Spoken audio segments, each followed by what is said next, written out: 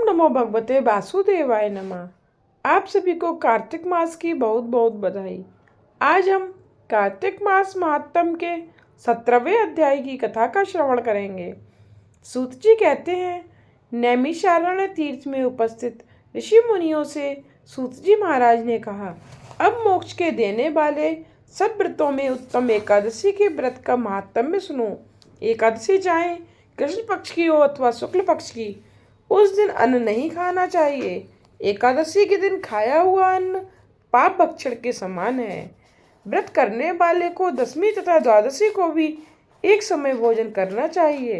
नारद जी द्वारा महाराजा पृथु को सुनाई हुई कथा सुनाते हुए सूत जी ने कहा, गंगा के समान तीर्थ नहीं, माता के समान गुरु नहीं, विष्णु के समान देवता नहीं, अन्न न खाने के समान तप नहीं, तथा शांति के समान संसार में कोई सुख नहीं।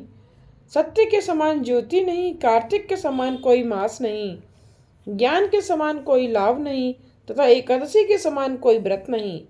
व्रत करने वाला प्रातः काल उठकर भगवान का पूजन करे, प्राणों की कथा सुने और रात्रि को जागरण करे। अब आप एक प्राचीन कथा ध्यान पूर्वक सुनिए। नर्मदा नदी के तट पर गालव ऋषि का शांत, शोभायुक्त और मनोरम आश्रम था। उनका पुत्र भद्रशील भगवान विष्णु का परम भक्त था। भद्रशील अपने साथियों के साथ भगवान की मूर्ति बनाकर पूजा करता, साथ ही उन्हें उपदेश दिया करता कि वे भी भगवान का पूजन करें तथा एकादशी का व्रत करें। उपदेश सुनकर बालक भी ऐसा ही किया करते थे। अपने पुत्र के चरित्र को देखकर गालव ऋषि ने एक समय उससे पूछा, हे भद्रशील, तुम हर समय भगवान विष्णु की पूजा अर्चना में लगे रहते हो, यह उपदेश तुमको किसने दिया है? यह बात सुनकर भद्रशील बोला, हे पिताजी, मैं पूर्व जन्म का वृत्तांत सुनाता हूँ। पहले जन्म में मैं चंद्रवंश में धर्मकीर्ति नामक राजा था। दत्तात्रेय जी से मैंने शिक्षा दीक्षा ग्रहण की थी, साथ ही 1000 वर्ष तक राज्य भी किया था। अपने उस जन्म में मैंने धर्म तथा पुण्य के अनेक कार्य किए, परंतु बाद में बुरी संगति में फंसकर मैंने वेद मार्ग छोड़ दिया और पाखंड के मार्ग पर चल पड़ा। मेरे दुराचारों को देखकर प्रजा भी पाप कर्म करने लगी।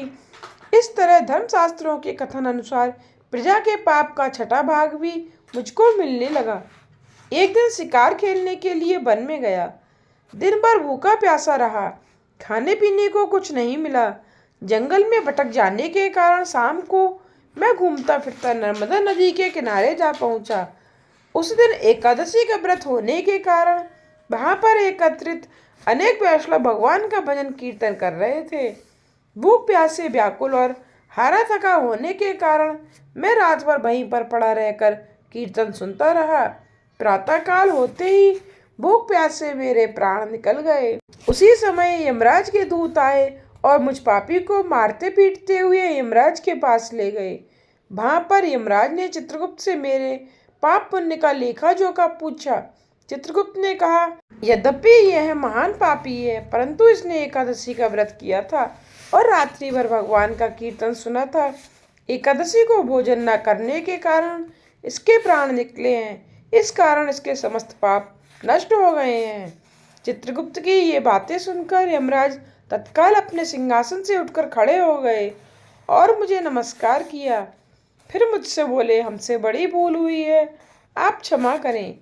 फिर यमराज अपने दूतों को धिक्कारते हुए कहने लगे, जो व्यक्ति भगवान के नाम का स्मरण करता है अथवा सुनता है, उसको कभी हमारे पास मत लाना।